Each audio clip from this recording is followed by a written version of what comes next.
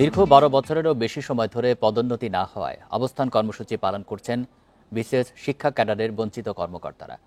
রাজধানীর ওসমানগনি রোডে মাধ্যমিক ও উচ্চশিক্ষা অধিদপ্তরের সামনে বিসিএস সাধারণ শিক্ষা ক্যাডার প্রভাষক পরিষদের ব্যানারে এই অবস্থান কর্মসূচি পালন করছেন তারা।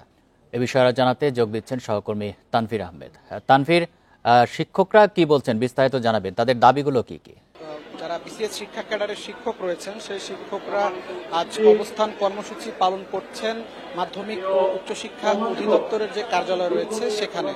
এবং আমার পেছনে যাদেরকে আপনারা দেখতে পাচ্ছেন তারা সবাই বিসিএস সাধারণ শিক্ষা ক্যাডারের শিক্ষকেরা এখানে এসে অবস্থান কর্মসূচি পালন করছেন। এবং তারা যেমনটি বলেছেন যে তাদের বেশিরভাগেরই চাকরির বয়স 13 থেকে 14 বছর এবং কারো কারো 15 বছর হলেও তারা এখন পর্যন্ত কিন্তু কোনো পদোন্নতি পাননি। এবং তারা যে বাৎসরিক যে একটি ইনক্রিমেন্ট হয়ে থাকে সেই ইনক্রিমেন্টের পরিমাণও কিন্তু অনেক কম।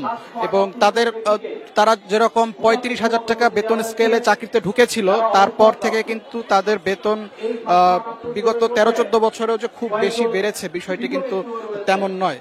এবং তারা আরো একটি যে অভিযোগ জানিয়েছেন যে অন্যান্য যারা ক্যাডার রয়েছেন, অ্যাডমিন ক্যাডার এবং যারা স্বাস্থ্য ক্যাডারে রয়েছেন তাদের পদোন্নতি হয়ে গেলেও তারা যারা শিক্ষা ক্যাডারের যারা শিক্ষক রয়েছেন তাদের আসলে প্রভাষক পদেই তারা আটকে রয়েছেন। এবং বারবার আসলে তাদের যে উপরমহল তারা আসলে বিভিন্নভাবে তাদের প্রতিশ্রুতি দিলেও তাদের কিন্তু আসলে কোনোভাবে তারা পদোন্নতি পাচ্ছেন না। এবং এই যে এত বছর ধরে প্রভাষক পদেই আটকে থাকা এই বিষয়টি তাদের জন্য অনেক লজ্জার বলেও তারা আসলে আমাদেরকে জানিয়েছেন।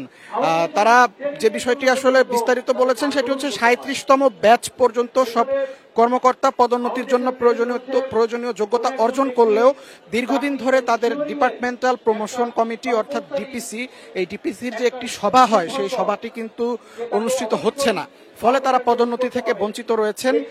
তারা আরেকটি বিষয় জানিয়েছেন, একই সময়ে বিসিএস এর অন্যান্য ক্যাডারের কর্মকর্তারা পদোন্নতি পেলেও সাধারণ শিক্ষা ক্যাডারের ক্ষেত্রে অব্যাহত রয়েছে অযৌক্তিক বৈষম্য এবং এই বৈষম্য যেন লাঘব হয় সেই জন্যই কিন্তু তারা এখানে অবস্থান কর্মসূচি পালন করেছেন। এবং কিছুক্ষণ আগে কিন্তু এই জায়গাটিতে এসি সচিবালয় অর্থাৎ অ্যাসিস্ট্যান্ট কমিশনার যিনি রয়েছেন ওমর আলী তিনি এখানে এসেছিলেন, পাশাপাশি আরো অনেক পুলিশ কর্মকর্তারা এসেছিলেন এবং তাদের এখান থেকে আসলে ছত্রভঙ্গ করে দেওয়ার চেষ্টা করা হয়। এবং শুরুতে আসলে তাদের এখান থেকে চলে যাওয়ার জন্য অনুরোধ করেন কিন্তু তারা এখান থেকে যায়নি এবং পুলিশের সঙ্গে কিন্তু তাদের তুমুল বাকবিতণ্ডা হয় এবং এর এক পর্যায়ে আসলে পুলিশ এখান থেকে চলে যায়।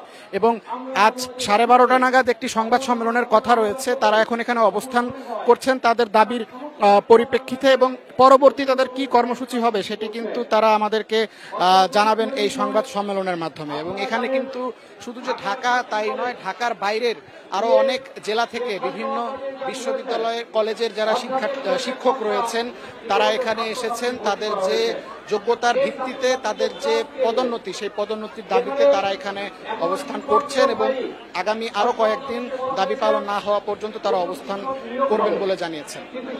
জানাচ্ছিলেন সহকর্মী তানভীর আহমেদ।